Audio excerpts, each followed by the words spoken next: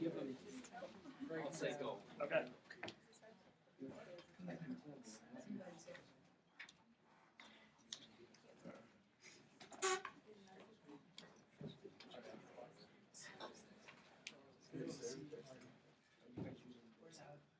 No, our video didn't, the audio wasn't working. Okay, time to start. Wait a minute, let me hit this. Don't have some dishes here. Start. Hello, everyone. Once again, my name is Coleman, and Sergio, Taylor, Jessica, and Al are going to be presenting chapters 1 through 3 on Lincoln on Leadership. The concepts that we found most important in these chapters were managing by wandering around, open door policy, access to information, trust, human nature, and persuade rather than coerce. Managing by wandering around is simply the act of stepping out and interacting with your peers. This was Lincoln's personal approach to his leading style. John McCloy and John Hayes were Lincoln's personal assistants, and they said that he spent 75% of his time meeting with people. He did this in order to establish quality human contact. Peters and Nancy Austin wrote a book called Passion for Excellence, and in this book they talked about how MBWA was the technology of the obvious, or technology of a leader. In other words, what he meant by this is having consistent meetings with your peers and your subordinates is a great tool for a leader.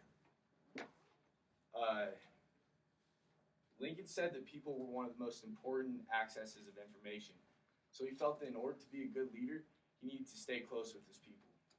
He used affability, flattery, and having a pleasant demeanor. He felt were attributes that he used that allowed people to be more comfortable and more themselves with him. And he wanted this because he wanted the truth out of people. Lincoln knew that people liked to be complimented, and that they enjoyed sincere praise as well as talking and hearing about themselves. So using these communication strategies and relationship strategies with people allowed him to be very good at managing by wandering around. This brings us on to our next point, open door policy. President Lincoln believed in the open door policy as an effective model for leadership. Like Coleman said, he believed that seeing as many people as possible was important, and he spent 75% of his time doing so. He believed this policy was so important because he knew that if his subordinates knew that they had easy access to him as a leader, they would see him in a more positive and trustworthy light. In addition, this allowed Lincoln to have access to first-hand knowledge that he knew was accurate and reliable, which also relates to the 7 habits, as this is a win-win situation for both parties.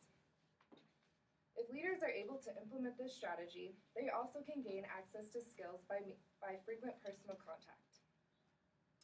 By establishing these important relationships in a less pressure-packed environment, leaders can create a sense of commitment, community, and collaboration, which leads me to my next point, access to information. Lincoln could have waited for a decoder to come and give him the status update on many battles, but he preferred to be right there, leaning over the shoulder of the decoder and getting the information as fast as it came out. By acting swiftly and decisively, he was able to save many lives and win many battles using this strategy. If leaders seek and require information, this is crucial because leaders must be able to understand the value of seeing people outside of the everyday business environment. Informal settings allow leaders to be more relaxed, more direct, and more truthful, and Lincoln saw the value in this.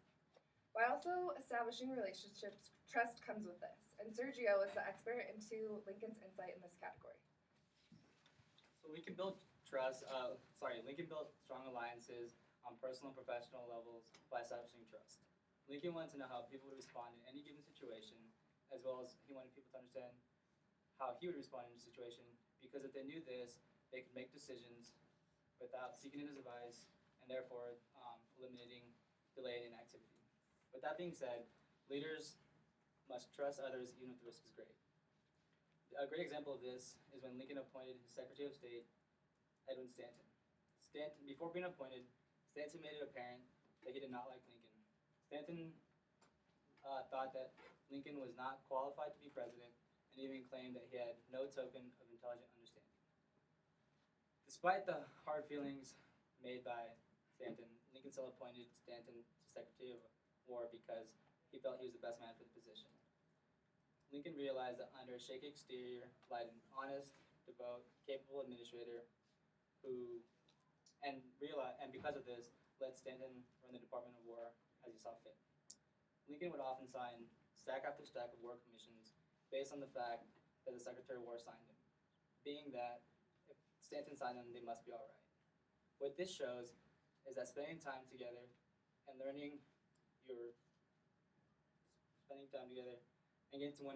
getting to know one's subordinates can overcome hard feelings and personal differences. If followers learn that their leader is firm, resolute, and committed, respect can be earned and trust will soon follow, as this case shows with Stanton and Lincoln. So this next slide is about human nature, and in human nature, there follows psychological characteristics, behavioral traits, emotions, feelings, etc. And one thing Lincoln really stressed was that people must really invest time and money into understanding the ins and outs of human nature. And within that, he found that if you're compassionate and forgiving, that your subordinates will be more likely to trust you and show you respect down the line. And one of his most famous quotes was, a house that is divided among itself cannot stand. What this means is that if there's two people or a group of people that are not on the same page, aren't agreeing on something, that are not getting along, then they can't accomplish anything and nothing will ever get done. Eventually, the group or organization that you're involved in will fall apart. So the definition of leadership omits coercive behavior. In other words, once a leader overuses coercive action, they technically abandon leadership, and in fact, they're really practicing a dictatorship. So Lincoln almost always rejected using coercive and coercive behavior in order to sway his thoughts and persuade his peers. Instead, he mastered the art of persuasion early on in his career when he entered the political realm and was trying to get people to vote for him through openness, empowerment, and coaching. So when it came to openness, it's important as a leader to first engage yourself as a good friend.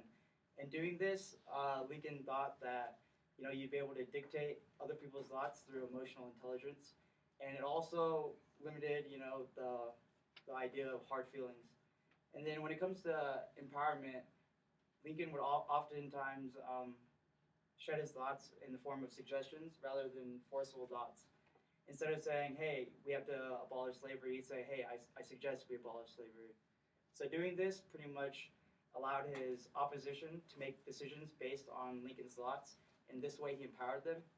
And additionally, Lincoln wanted his opposition to fully understand and really understand fully themselves and believe themselves what he believed.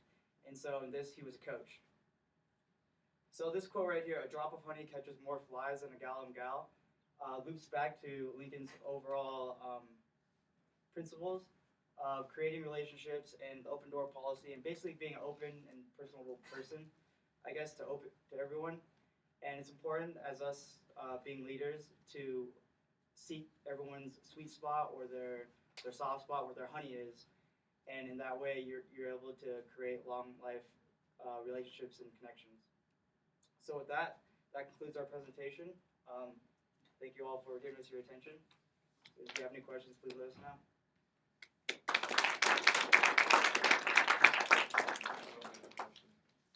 What is gal? Gal means bitterness. It's like bitterness. So it's like a drop of honey is like comparing honey being sweet and gal being bitter. Yeah, what does affability mean? Like being kind, being nice, kind of just coming across with a pleasant smile, be welcoming to people. Anything else? Awesome. Thank you.